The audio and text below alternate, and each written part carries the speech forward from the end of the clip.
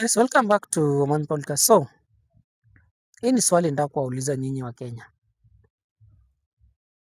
Gachagua ameenda kufanya nini US?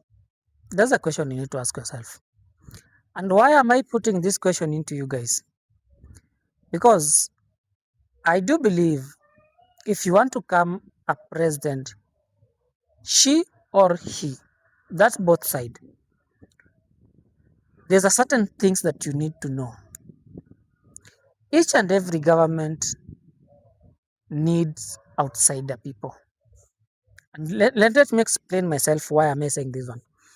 Mnaona wakati wa Uhuru akitaka kuwa Rezo alienda US. That's a question. Aya, wakati wenye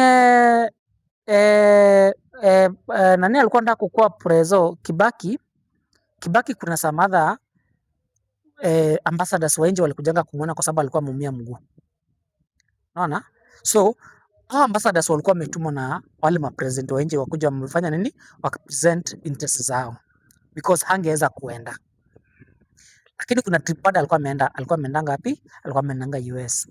That's Uhuru and Kibaki. Now, look at Ruto. Ruto akitaka kuwa president, most trips zake ulikuwa zinaenda US, zinataka kwenda US. Even akiwa na Uhuru. Alikuwa anatoka anaenda anarudi. Wacha hivyo.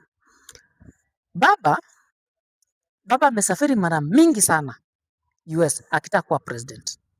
Na mara mingi anaenda kwa hizi ambassadors ama state house. Wanasemanga to lobby.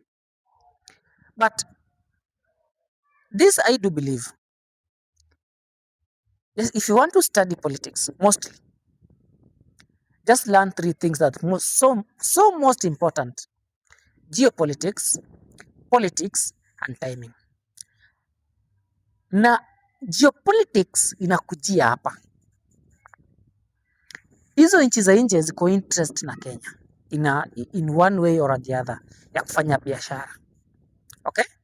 So wanaangalianga huyu president mwenye anakuja next ata-align na zile interest zenye tuko nazo, ama zile baadhi ya zile vitu zenye tumeinvest huko. Atakuja mtu wa kudestroy. So wanakuambianga kuja utuone. Kuja utuone. Unaenda huko unaji-explain. And this is the reason why I'm asking this question.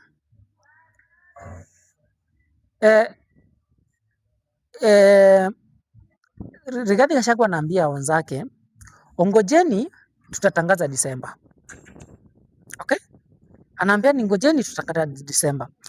I have not seen Kalonzo Musyoka traveling outside the country.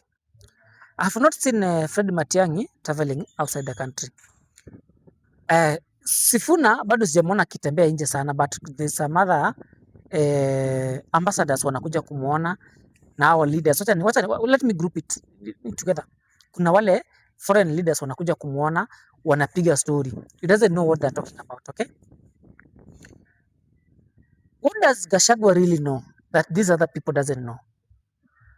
This is a question that I'm asking you guys. What does Gachagua really know that these other people doesn't know? Yeah? And that trip, what does... Ndio explain aje? Inabeba siri gani yenye hawa wengine hawezi pia wakaenda na wao kwa hiyo negotiation?